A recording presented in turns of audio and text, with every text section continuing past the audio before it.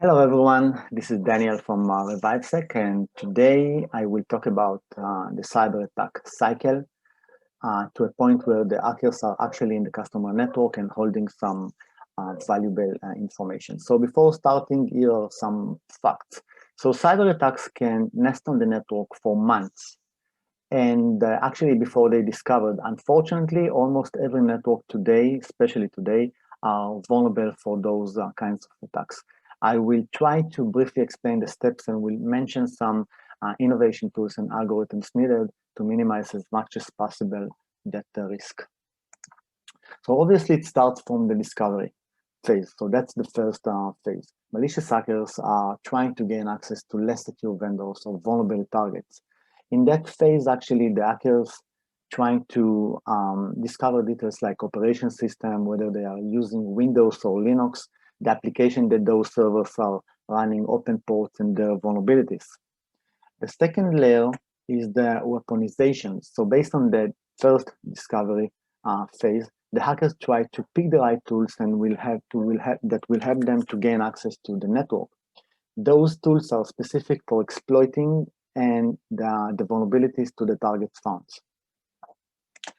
The third phase is actually the delivery.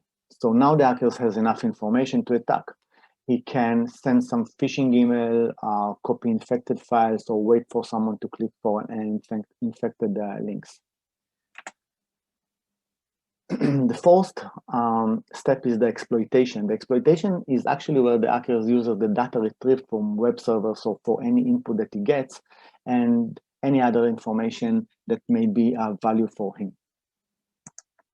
And the last step is the installation. So basically, that's actually the final step where the attackers are trying to install backdoors by allowing services on servers like RDP, try to disable some firewall rules, gaining some more credential admins, and more. The hackers' actually goal is to remain silent under the radar, to stay as much as possible within the network, potentially maybe replicating some backdoors or exploit to other servers. This is actually the lateral movement phase, and potentially sniff some sensitive information by sending them to outside servers. And believe me, guys, no company, whether they are huge, small, medium, do not want to be in that position.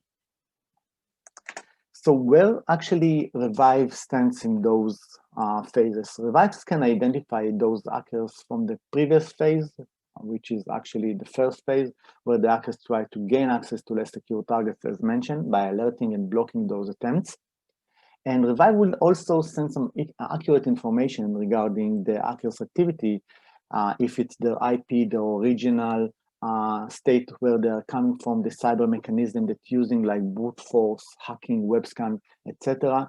And also in Revive, it's like we developed a special algorithm that comprises of so many scenarios which can help our existing customers as we actually speak.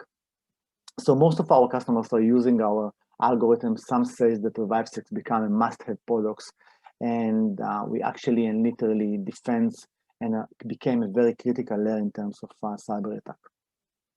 So you are more than welcome to ask me some questions, to call me, to write me, and obviously to run some POC in order to prove our capabilities to your organization. So thank you very much for listening, and hopefully that it was informative for you. Bye-bye.